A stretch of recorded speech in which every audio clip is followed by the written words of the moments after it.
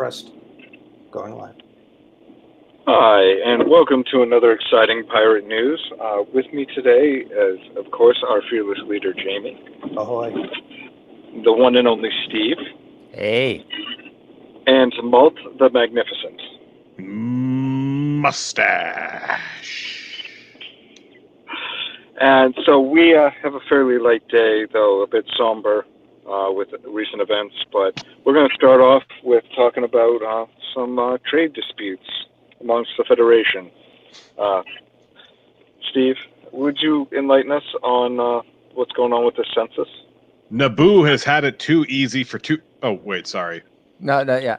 I was going to say trade. Well, so the census is, every 10 years we count people in order to figure out how many representatives each state and different districts have. The census is a little late getting out the door this time around, and what the federal government has released so far is just a subset that's primarily oriented towards redistricting, so that states can, redo their maps. But a couple of interesting things that came out of the census. About, I believe, more than half of the counties in the United States lost population, and pretty much all of the areas of growth are existing metro areas. So we're becoming more of a metropolitan and less of an urban country, at least population-wise. Massachusetts, we are now with a population of over 7 million, so we were one of the gainers. The 10 largest cities in the United States for the first time each have a population of over 1 million people. And I'm kind of curious to see what, comes of redistricting. So, like, for example, Texas was one of the big population gainers. They added something like 4 million people, primarily around, their big cities, Austin, Houston, right? There's definitely a political ideological split between big cities in Texas and the parts of Texas that are not big cities. And I'm kind of curious to see what, how that state redistricts itself. For example, how much efforts will the Texas legislature go through to, limit the amount of political power that could be exercised by the big cities in Texas where most of the people actually live. This is something that's going to come up with in the Senate as well, because, every state gets 2 senators, and, there are some states where those 2 senators represent a lot of people, and some 2 states where they represent very few people. So there's an uneven balance there. And, there's also the, kind of the fact that, well, we haven't increased the number of people in the House of Representatives since the 1920s. And, that was my understanding is at the time is, that was kind of over concerns about, the population of the U.S. diversifying. This is around the time when the U.S. was also getting into eugenics and instituting quotas on migration, et cetera, et cetera, et cetera. So 100 years later, maybe we're going to be back in the same place. We'll see. That's my take on the census. It's any time in America where you see power being ceded to land, not people, that's a holdover from slavery. Like, I don't know if I've ever been explicit about it, but I really think we should abolish the Senate. We are in the process of doing our statement on elections and the like. I think that was something you put forward. It was one of my more controversial posits. Well, not that controversial. Well, you're to Malt's point. One of the, if I recall correctly, one of the reasons for our bicameral legislative branch was that, states that were mostly rural and are the plantation states of the time, they wanted a part of a branch of government where they would have, kind of equal sway with the non-plantation states. So, it is a holdover from that. And the 3/5 compromise was somehow not enough. Yeah. No, I mean, like, really, what we're looking at is like the ideal right wing country is basically you have middle class families on like in their own suburbs. You have rich white people living in their remote hunting lodges, and then the cities are basically prisons. That's where all the poor people live. That's where all the gross industry is, making all the stuff for the pampered, childish suburbanites. Well, could I be really blunt about something? So I grew up in northeastern Pennsylvania. It was kind of a bit of a redneck area, tiny bit, but we lived in sort of a rural part, and my parents, my friends' parents, people I knew would just tell you, as a kid, you could live in the country or you could live in the city. It's better to live in the country. Cities are dangerous. They got crime, and it's because that's where all the black people are. I mean, yeah. It was just like, socks before shoes and look both ways before you cross the street. And one of the things that I've had to kind of struggle with to come to grips over is, over the last the last 2 years, especially, there's been a lot of attention put on like the history, systemic racism. And then, for me, one of the challenging thing was just like dissecting my childhood and thinking like, what are all the things that I was taught? Because, that's sort of like clue number one for me. And this was a few years ago, walking through Brooklyn, visiting a friend. He had to go someplace. I just went out and walked around. And I was on this one street and I'm the only white person on the street. And I started feeling nervous. That is the product of systemic racism so it's like, okay, so what did I learn earlier in life that caused me to have that reaction? And it's just like, yeah. I mean, when it comes to the history of the United States, the question is not whether racism was involved, but I mean, it's literally a question of how was racism involved. End of rant. Yeah. Well, also the massive genocide that got perpetrated in order to steal the land of Native peoples, Oh, yeah. Fun times. Yeah. I mean, to get a little bit back to the original point you were making, we have this, it used to, if you go back in U.S. history, there were multi-member districts. Not all states had them, but some states had them. And that for the U.S. House of Representatives, and that allowed more voices to get in. And gerrymandering was less of a thing. Not saying it didn't happen, but when you have two people going into a seat as opposed to one, you have fewer seats. You just kind of got to juggle them a little differently, I guess. But if you look at, say, Ireland, and they have districts of between 3 and 5, or you look at Germany, where half the legislature, half of the Bundestag is done by single member districts, and the other half is proportional based on the total proportional vote. You get 2 votes in Germany, one for your local representative and one for your party. And different countries have come up with different ways of implementing proportional representation.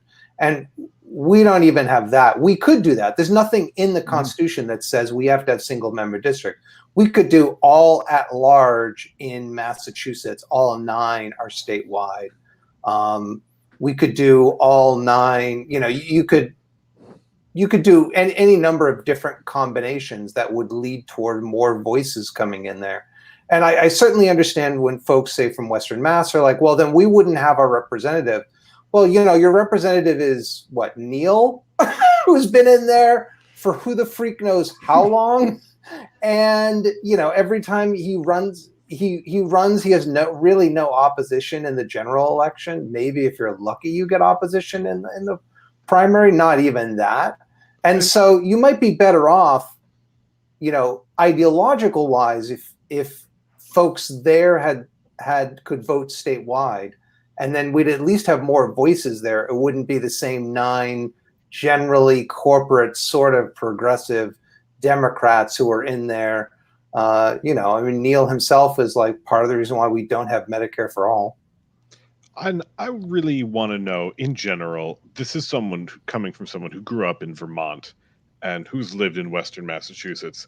How much power do rural areas really get to have relative to cities? Like, if you've got 20% of the population, why do you get 50% of the political power? Like, suburbs are so expensive to maintain.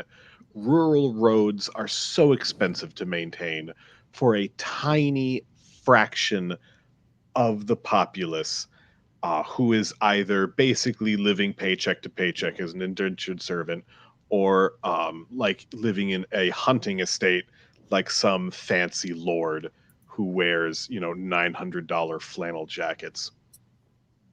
Oh, Really hate those. for suburbs, I'm hoping that 100 years from now, suburbs will be seen as just like an aberration of post World War II America, because in terms of sustainability, the suburbs are killing us.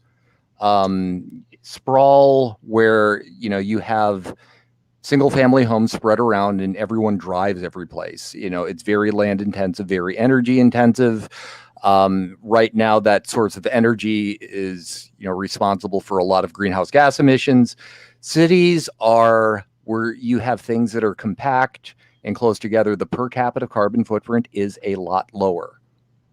So I will say, the concept of the per capita carbon footprint was invented by BP to offshift responsibility for nuking the environment, but also on an even more depressing note, American developers are outsourcing American suburbs to foreign countries. Oh, what do you mean? Yeah, like there are now suburbs in China, like America-style suburbs, specifically catering to an upper-class clientele. Mm-hmm. Well, I think, Steve, in 100 years, when Greenland and parts of Antarctica have all melted, we're all going to be shifting to the suburbs anyways, and they'll become much more built up as a result, unless we all move to Vermont and Canada. Yeah. Oh, there have been a lot of people moving to Vermont. Like, I went back to my hometown, and all of the woods around all of the dirt roads are now, like, they've been clear cut. People are building developments. It's like the rich rats are fleeing the cities, and they are moving to places in Vermont that you ain't ever heard of. Yeah, because that's where they're going to hide. My couple of trips up to Vermont, just like sort of like weekend away kind of things. I was told a number of times that, a lot of Vermont is just like second homes from people in New York City. It's the majority of it. Really? Okay. Yeah. Like the minute, like everyone kind of assumes dirt roads equals poverty. No. If you're living on a dirt road, you probably have a shit ton of land, and you have an excuse to outfit your truck with all of like the Barbie doll accessories. It's so the dirt road is not it's not a one of the other bit of information I got. Well, if you're up here looking at land, because folks from the Boston area visiting Vermont, of course they must be up here looking at land. We weren't, but the bit of advice I got is, well, if you find a place that you think you like, look around for telephone poles. That's that's a concern for our class of people. That is an advantage to the ultra rich. Mhm. Like they are going off grid to the point where like there's no access road. You have to helicopter in. Shit. Yeah. Yeah, Which it's I not don't like know. Sorry. no, go on. I was going to say, I don't know why you'd spend that much money for Vermont when you could have New Zealand. I will say there were a number of. There's this really pretty mountain as you're driving south into Ludlow, and it always caught the afternoon sun really beautifully. Mhm. And there are now like 3 stupid, ugly, tacky houses that just ruin the view, and they blast the sunlight back onto the street. And I'm thinking, I'm glad you made your shit stick out like the ugliest goddamn thumb on Satan's asshole. Because once the shooting starts, I'm coming for you fuckers. We know where you live. Yeah, y'all showed off, and now it's gonna bite you in the ass. Yeah, I mean, it's not like they're building any like compact developments of like, here's where all the rich are going to be. They're going to have their little gated communities somewhere, but at least it's all compact, right? It's sprawl, right? It's just Those communities do exist, but they're not for the ultra rich. They're for like those are like the lap dogs, the middle managers Mhm. of the apocalypse. Yeah, like they have to live in the shitty compound with the fake guru and, watch their wife get spit roasted. But whatever, I'm not judging. Seems like a party. I think New Zealand has been gradually priced out as all the billionaires build places there, but they have yachts. I mean, that was one of the things I noticed when we did the camera mapping. There was this giant yacht, which is not the largest I've seen in Boston, but it was pretty darn big. That was So right there. It didn't have a Yeah. helicopter pad, so I guess it wasn't that huge. So I mean, you talk about New Zealand. I was actually thinking of like Nantucket. Nantucket, where they have difficulty where like their fire department, a bunch of them or several of them live off the island because they can't afford to, have a house there. You have a hospital on Nantucket where the hospital has to provide housing for the hospital staff because otherwise there would be no way they'd be able to find a place that they could afford. So, yay. Everybody knows where Nantucket is. You can Google Nantucket. That's a safety issue. It's also it's within spitting distance of a nuke in Boston, so Yeah. And there once was a New Zealand's a man little from like Nantucket. No. Yeah. So How what else close- do we have to talk about tonight, go guys? see On the Beach. Yeah. Yeah, that being said, I just wanted to just do a quick shout out to all the families affected by what's going on in Afghanistan. It's really, really terrible what's happening over there, and we as the party really condone any form of violence, both against. We don't condone. We don't condone. Yes, we don't really go for any of the violence going on over there from any side. So thoughts and prayers going out to all the families affected and all the craziness that's going on. We hope that will be peaceful soon. So I'm gonna say, instead of thoughts and prayers, I'm going to say Google photos of Afghanistan from 1970s. Like, look at what Afghanistan, like, no, not the 70s, the 60s, before 1968.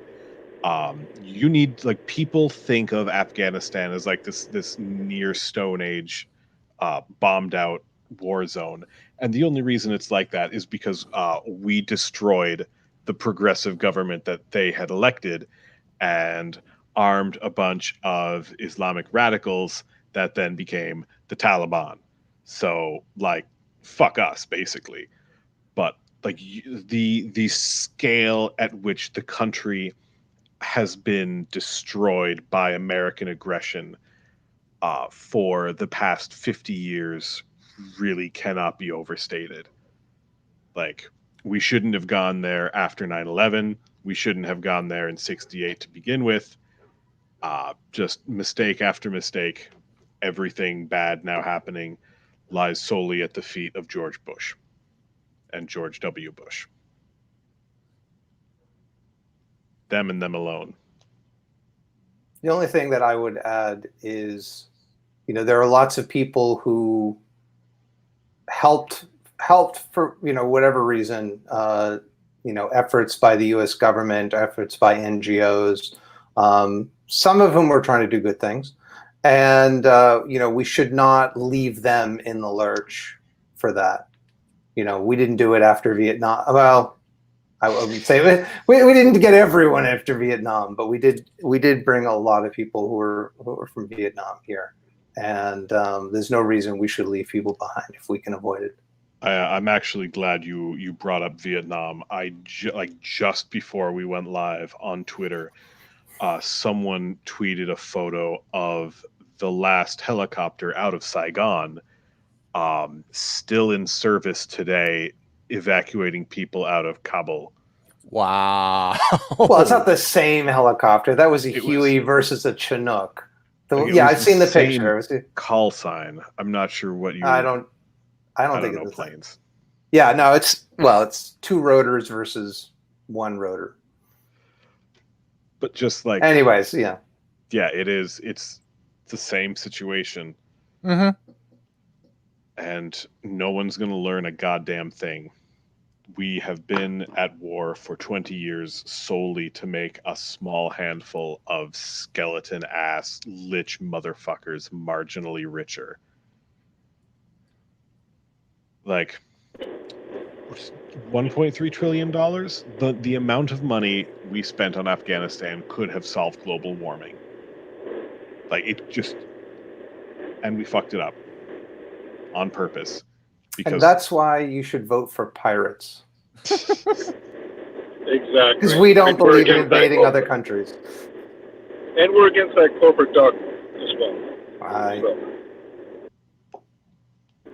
That being said, thank you for joining us this evening. I really appreciate all of you at home watching this and all those future viewers. Definitely give us a like and a share, some comments too. Always appreciate it. And we'll see you next week.